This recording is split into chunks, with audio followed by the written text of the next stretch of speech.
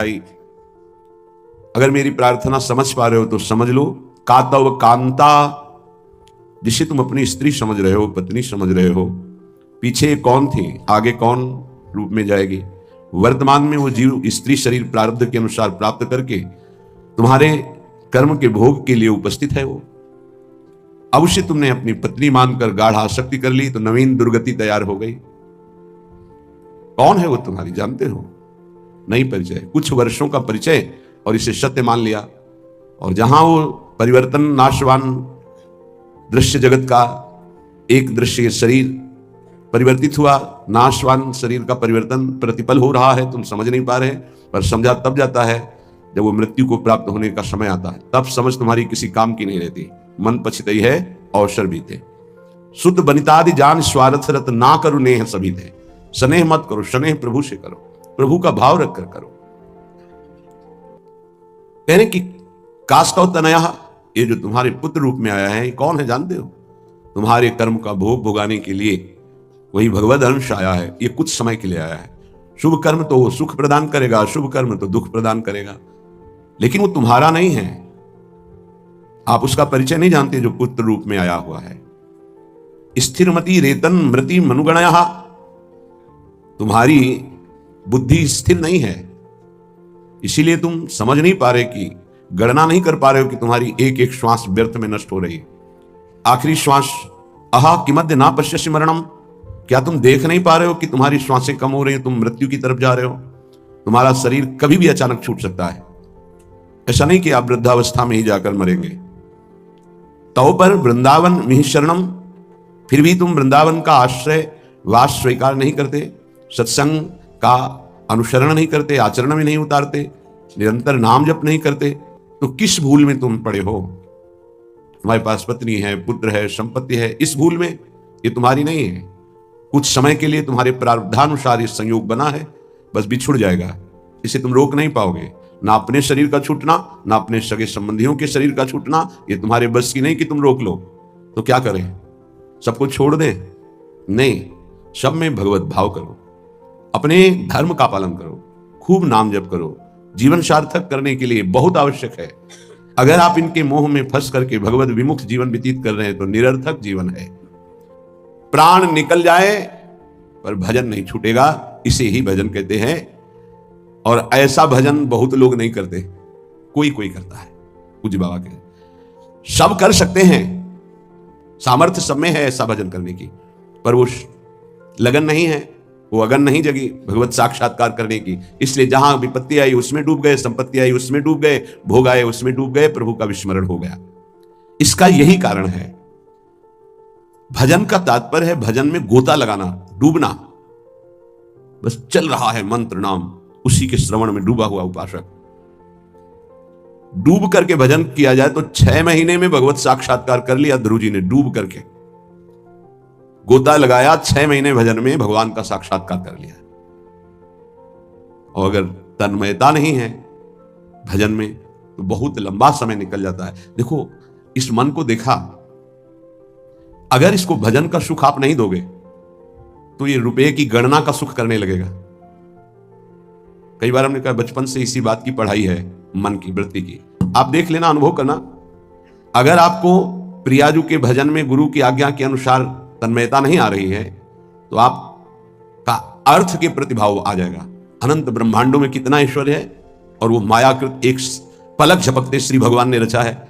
ऐसे श्री भगवान को अधीन करने वाली प्रियाजू का आश्रय हृदय में रहे तो और फिर क्या। पर वो भजन ना होने के कारण हमारी स्थिति अपने आश्रय तत्व पर नहीं होती। आश्रय हुआ ही नहीं, होने का अवसर मिला लेकिन हमने फिर भी वही लौट कर आश्रय कर लिया, पलट गए, फिर वही आश्रय कर लिया। सन्मुक्ता से जो एकदम परिवर्तन होता है, एकदम विमुक्ता के लिए माया अपना जाल रचती है। स्पष्ट देख, तू इससे एक बहुत बढ़िया महल बना सकता है, तू बहुत बढ़िया कार ले सकता है, तू हर सुख सुविधा ले सकता है। राजी हो गया, देखना सब व्यवस्था बढ़िया बन रही है। नहीं नहीं, हम व्यवस्था बढ़िया नहीं बनाने आए, हम व्यवस्था को श्री जी के आश्रय से चाहते हैं, अपनी मन बुद्धि के आश्रय से। लाडली जो के महलों में रखो चाहे झोपड़ी में बाग, उसका केवल आश्रय अंतर से प्रभु का होता है। गृहस्थ और विरक्त की चेष्टाएं अलग होती हैं, निवृत्ति परक चेष्टा और प्रवृत्ति परक चेष्टा, बस ये ध्यान रखना है। निवृत्ति परक चेष्टा से कोई भी ऐसी सिद्धि नहीं जो आ न जाए। प्रवृत्ति परक चेष्टा में अतिथि सत्कार, परिवार की सेवा, समाज की सेवा, नाम जपने का अभ्यास, धर्म पूर्वक कमाया हुआ धन, तब वो आगे बढ़ता है। निवृत्ति परक चेष्टा एकमात्र भगवद आश्रय, उसी से सब हो जाता है। तभी लोगों को लगता है कि संत लोग बड़े धनी हो जाते हैं, उनको लगता है बड़ी चतुराई करते हैं। हमें लगता है कि क्या ये चतुराई आप में नहीं जागृत हो सकती है? क्या चतुराई? आप बल यहां पकड़े हो, बहुत चतुर है संत जन, ठग लेते हैं। किसको? ठगनी माया को भी। माया ठगनी विश्व को ठग रही हो, उसको भी ठग लेते हैं। वो बड़े चतुर हैं। रामाई भजई ते चतुर नर, क्योंकि उस सच्चिदानंद का नाम एकत्रित किए हैं। एक नाम के ब्याज में पूरा त्रिभुवन नहीं है, उसकी बराबरी हम नहीं कह रहे नाम की ब्याज में। एक नाम त्रैलोक ही तारे, जो न ले सो जन्म ही हारे। अभी अपने लोग महिमा नहीं जानते नाम की, सच्ची मानिए। किसी ने कहा कि समस्त संसार को तो हम दुखी में देख रहे हैं, अगर विश्व में कोई सुखी है, वो उपहास के प्रति शब्द थे, अगर विश्व में कोई सुखी है देखा जाता है तो संत जन देखे जाते हैं। उनका तात्पर्य अध्यात्म से नहीं था, उनका तात्पर्य भोगों से, विषय सामग्री से, वैभव से था। अगर तुम्हें ऐसा पता है तो तुम वैसा करके देखो, बहादुर हो। तुम्हारे में चतुराई की कोई कमी है क्या? बड़े चतुर हो। तय बालक नहीं भर्यो शयानब, तू बालक नहीं भर्यो शयानब, काहे कृष्ण भजत नहीं नीके। अरे तू बालक नहीं, बड़ा चतुर है, पर तू ठीक से भजन नहीं किया ना, इसीलिए ऐसा है। क्या चाहिए? त्रिभुवन का सर्वश्रेष्ठ पद 5 वर्ष का बालक प्राप्त कर लिया। गुरु जी क्या चाहिए? अखिल लोक चूड़ामणि भगवान के पास क्या कमी है? पर आपको उतना भजन करना पड़ेगा, आपको वैसे समर्पित होना। उस 5 वर्ष के बालक ने मां का प्यार, पिता का प्यार, राज्य सुख, शरीर सुख, सब भयों को त्याग करके इसी मथुरापुरी में आकर भजन किया। इसे मधुपुरी कहते हैं शास्त्र भाषा में।